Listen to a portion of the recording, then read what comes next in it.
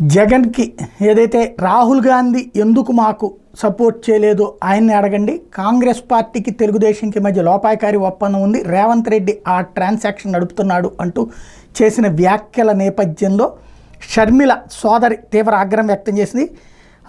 మీ ధర్నాకి సంఘీభావం ఎందుకు ప్రకటించాలి? పార్టీ ఉనికి కోసం ఢిల్లీలో కపట నాటకం ఆడినందుక, వ్యక్తిగత హత్యకు రాజకీయ రంగు పులిమినందుక, 5 ఏళ్లు బీజేపీతో అక్రమ సంబంధం పెట్టుకుని విభజన హక్కులకి ప్రత్యేక హోదాను బీజేపీకి తాకట్టు పెట్టినందుక, ఆఖరికి మణిపూర్ ఘటనపై నోరెత్తని మీకు ఉన్నట్టుండి అక్కడ పరిస్థితులు గుర్తుకు రావడం విడ్డూరం, క్రిస్టియన్ అయి ఉండి క్రైస్తవులకు ఊచకోతకు గురి చేసిన, నోరు మెదపకుండా విపక్షాలు పెట్టిన అవిశ్వాస తీర్మానంలో బీజేపీకి మద్దతు ఇచ్చారు కదా, వైఎస్ఆర్ వ్యతిరేకించిన మత్తత్వ బీజేపీకి జై కొట్టారు కదా, మణిపూర్ ఘటన మీద కాంగ్రెస్ దేశవ్యాప్త ఉద్యమం చేస్తుంటే మీ నుంచి వచ్చిందా సంఘీభావం? మీ నిరసనలో నిజం లేదని స్వలాభం తప్ప రాష్ట్రానికి ప్రయోజనం శూన్యమని తెలిసే కాంగ్రెస్ పార్టీ దూరంగా ఉంది. సిద్ధమన్న వాళ్ళకి 11 మంది బలం సరిపోలేదా? ఇప్పుడు కలిసి పోరాడదాం అంటున్నారు అంటూ నిలదీసింది.